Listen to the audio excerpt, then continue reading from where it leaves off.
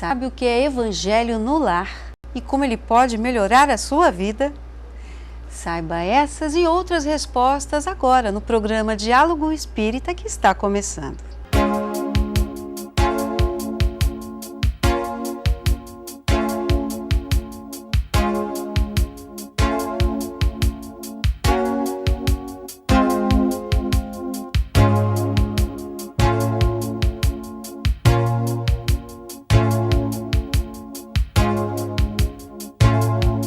A convidada de hoje é Fátima Santos, que trabalha na Federação Espírita Pernambucana e vai conversar conosco sobre Evangelho no Lar. Tudo bem, Fátima? Tudo bem, Ana. Graças a Deus está tudo ótimo. É um prazer receber você aqui, Igualmente, viu? Muito obrigada pelo convite. Obrigada a vocês. Fátima, antes da gente iniciar, eu quero pedir, por favor, para você fazer uma prece. Pode ser? Pode ser. Senhor Jesus, divino e bom amigo, aqui, Senhor, nos encontramos e pedimos a tua assistência, amiga, para todos nós e para todos os nossos irmãos mais necessitados do que nós, nos dois planos da vida. Te agradecemos, Mestre amado, e nos consegue sempre na tua paz e na tua luz. Que assim seja. Assim seja. Fátima, o que é o Evangelho no Lar? O culto do Evangelho no Lar trata-se do estudo do Evangelho de Jesus, à luz da doutrina espírita e com a nossa família em nosso lar. E como é que se faz? Como é que se realiza? Realiza-se reunindo-se os familiares naquele horário, um dia que se escolhe, que melhor estejam os familiares, abre-se com uma prece inicial, pega-se um livro de mensagens, pode ser aqueles 4 livros de Emmanuel, Pão Nosso, aliás, Caminho, Verdade e Vida, Fonte Viva e Vinha de Luz. E em seguida faz-se um comentário, passa-se para alguns dos participantes e encerra-se com a mensagem do Evangelho, que pode ser sistematicamente, a começar do prefácio até o capítulo 28, que são 28 capítulos que tem o Evangelho. E também pode-se se fazer abrindo-se o Evangelho ao acaso. Agora, Fátima, quantas vezes pode ser realizado? Olhe, a princípio, uma vez por semana, mas dependendo da sua disponibilidade, você pode realizar mais de uma vez por semana, porque sempre nós comentamos assim, nós nos alimentamos mais de uma vez por semana. E por que não fazermos o culto do Evangelho no Lar mais de uma vez por semana, se nós temos essa disponibilidade? Agora, sempre no mesmo dia, no mesmo horário? Sempre naquele dia, naquele horário. Por quê? Para que a espiritualidade amiga esteja ali presente, nos auxiliando, nos intuindo e também auxiliando a encarnados e desencarnados que estejam ali participando do culto evangélico do lar. Aí, o que a gente pode destacar como benefício desse culto? São muitos. São tantos benefícios que, se a gente fosse contar, a gente se perderia. Primeiro, a paz em família. A compreensão se faz melhor. Ajuda mútua com todos dessa família. As coisas se tornam mais leves, mais suaves. E há outro benefício que às vezes a gente não percebe, mas que pessoas que chegam em nossa casa, que nos visitam, sentem uma paz tão grande, uma suavidade e diz assim, se eu pudesse, eu não sairia daqui. Está uma paz, há uma coisa tão gostosa aqui, uma harmonia tão grande, eu estou tão bem. Eu cheguei até um pouco desarmonizado, mas eu estou me sentindo muito bem. Agora, Fátima, muitos falam que o Evangelho no Lar é como se fosse um grande farol e que chega a iluminar o prédio inteiro, a rua inteira, o quarteirão inteiro. Isso acontece? Acontece.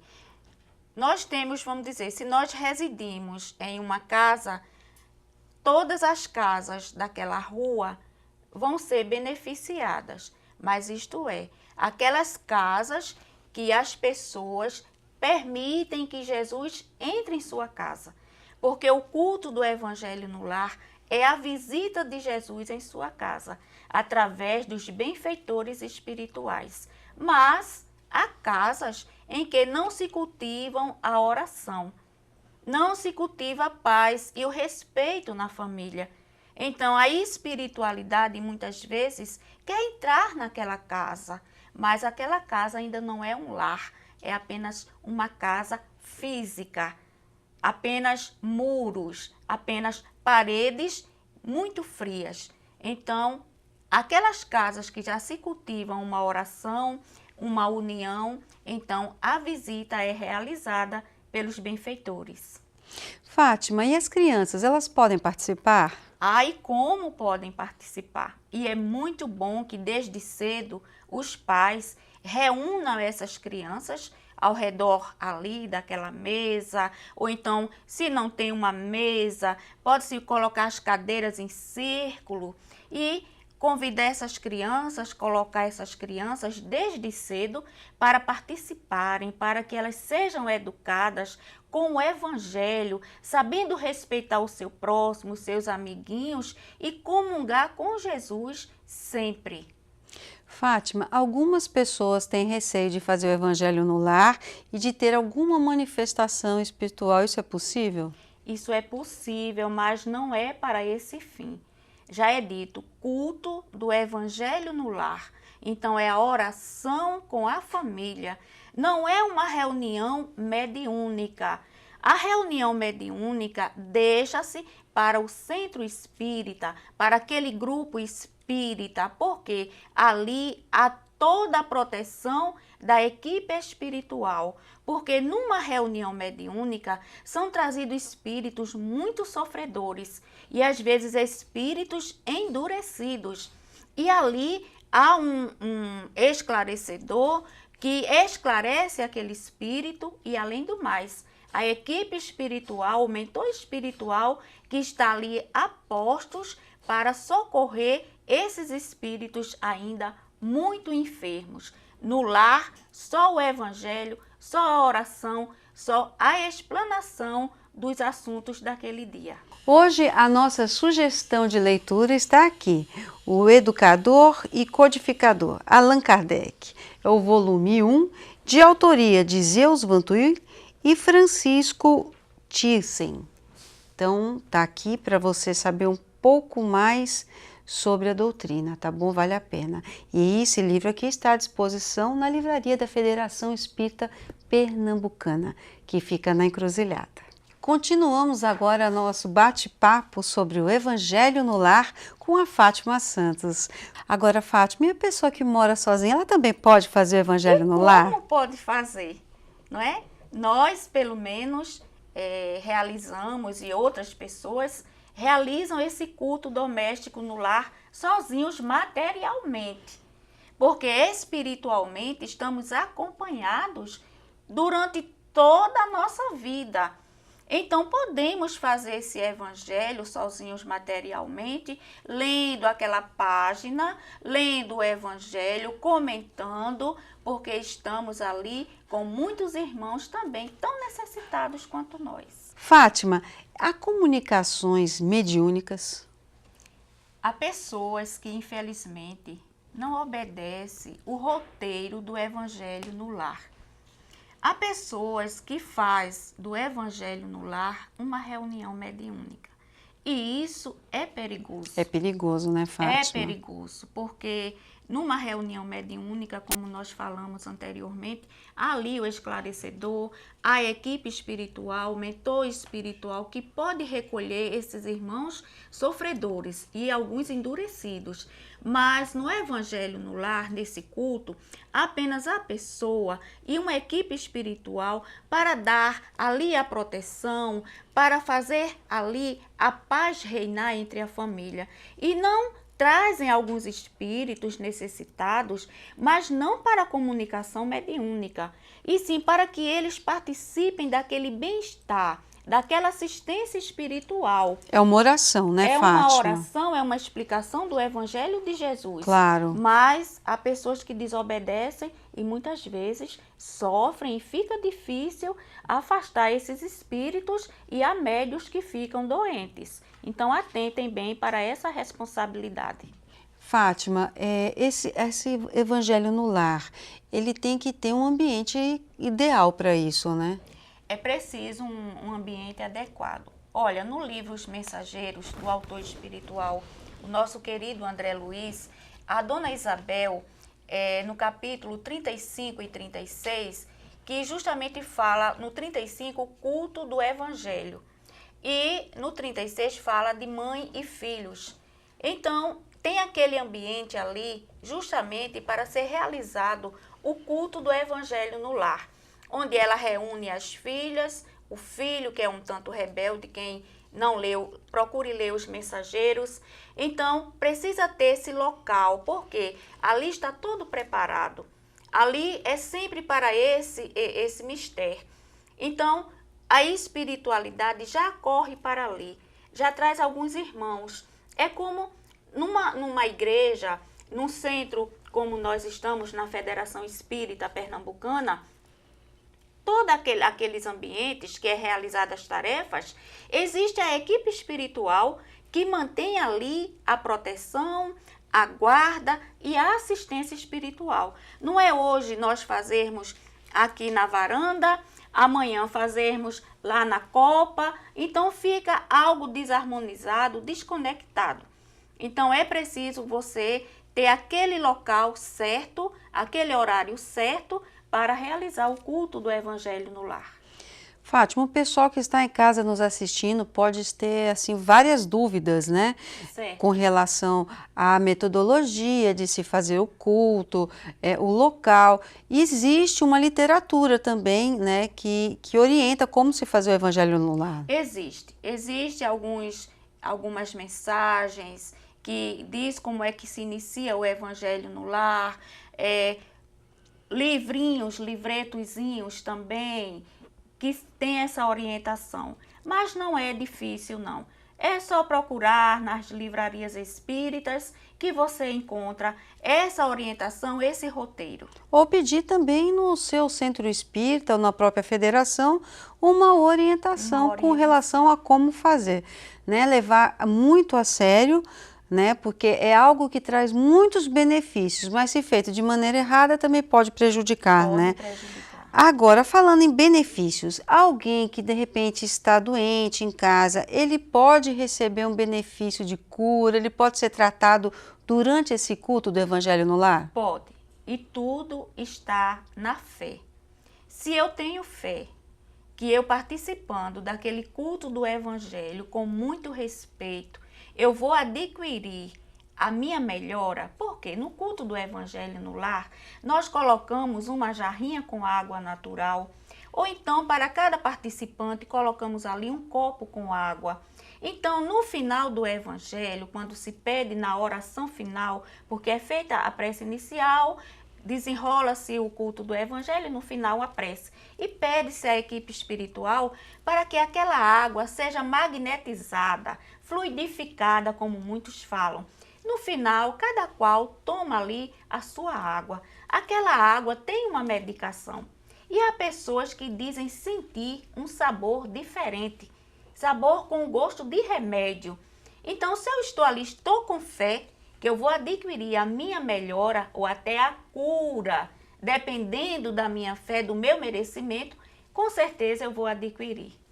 Agora, Fátima, não adianta levar a jarra E não colocar nos copos, né? Porque Justo. cada pessoa vai obter uma água fluidificada com que ela Com necessita, que ela não é verdade? necessita, é verdade. E ela também pode, de repente, convidar para aquele dia específico um casal amigo ou um parente distante. Pode. Nós podemos convidar pessoas que queiram participar e até aprender. Tem pessoas que vai ao culto do Evangelho em nossa casa para aprender, não é? Justamente como é que se realiza o culto do Evangelho no lar. Então podemos convidar essas pessoas e elas participarem. Podem até também, dependendo da mensagem que ali foi estendida, também dar o seu parecer. Podem debater? Podem debater, podem conversar, acrescentar alguma coisa. É muito importante para nós. E qual é normalmente a duração desse culto do Evangelho? Olha, a duração é menos de 60 minutos. Não podemos ultrapassar esse limite. Também tem pessoas que dizem assim, há muita gente no meu culto do Evangelho no lar. Bem, então não ultrapasse 60 minutos.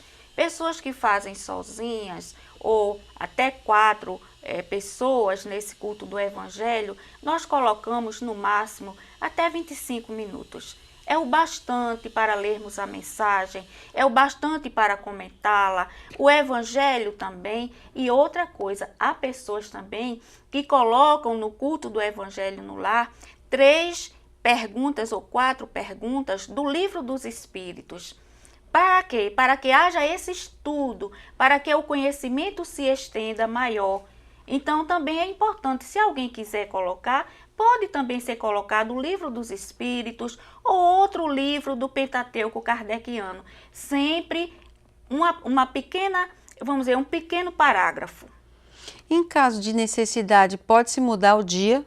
Em caso de necessidade, pode-se mudar o dia, mas tem que avisar a equipe espiritual com antecedência. Vamos dizer, o meu evangelho no lar é dia de quartas-feiras. Só que numa quarta-feira, vai surgir algo que eu preciso estar ausente. Que faço eu? Anteriormente, na quarta-feira que estou realizando o evangelho, peço licença à espiritualidade e digo, meus irmãos, na próxima quarta eu não poderei estar aqui, se não houver alguém da família que possa realizar esse culto. Mas se fazemos sozinhos, apenas um exemplo, se fazemos sozinhos materialmente, então a gente avisa a espiritualidade e iremos fazer na quinta-feira. Mas que isso não fique assim sempre à quinta. Não, voltaremos novamente na próxima quarta. Então podemos mudar. Pessoas que têm outras religiões, elas podem participar do culto? Querendo, podem participar. Porque tudo é em torno de Jesus. O que é o Evangelho? Trata-se do estudo, do ensinamento de Jesus, do Evangelho de Jesus no lar. Então, outras pessoas querendo participar, pode participar. Agora, que haja comunhão ali de pensamentos, que haja união, que haja respeito, sabendo sempre que o mestre e o condutor daquele evangelho é Jesus. E como Jesus nos diz, meus discípulos serão conhecidos por muitos se amarem.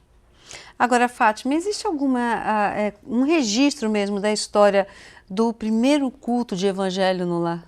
Existe. E é muito lindo, muito importante essa história que Neio Lúcio conta no livro Jesus no Lar. Ele conta que Jesus estava na casa de Simão Pedro. E Jesus pergunta a Simão Pedro o que faz o pescador com os peixes para levar ao mercado, não é? Para vender esses peixes. E Simão Pedro diz que se escolhe os melhores para levar, porque ninguém compraria ou comprará, sabemos, não é? Os resíduos da pesca. Aí Jesus pergunta a ele, e o oleiro? O que faz o oleiro? Aí Pedro olha para Jesus e diz que ele vai pegar ali aquela argila e lhe imprime melhor forma, para que seja admirado. Jesus volta, olha para Simão Pedro e pergunta, e quanto ao marceneiro, o que faz ele? Aí ele diz que ele vai usar daquelas ferramentas para também dar melhor forma, não é? Aquela peça que ele quer dar aquela forma ali, imprimir. Aí Jesus disse para ele que assim também é no lar, que o homem deve formar caracteres para a vida, para o mundo. Então, Jesus, nesse momento, convida os familiares de Simão Pedro e estende ali, na terra, o primeiro culto do Evangelho no lar. Nossa! Fátima, muito obrigada pela sua entrevista. Foi um prazer receber você aqui. Nós agradecemos a todos e a todos vocês que nos escutam, que nos vê nesse momento. Realizem o culto do Evangelho no lar. Se alguém da família não quiser, não force, mas ore por todos e também pelo nosso planeta, que é lindíssimo e que nos proporciona esta oportunidade grandiosa da reencarnação. Muita paz a todos e até breve, se Deus quiser. Por hoje é só. Nós temos um encontro marcado no próximo sábado, às 21 horas. Fica com Deus.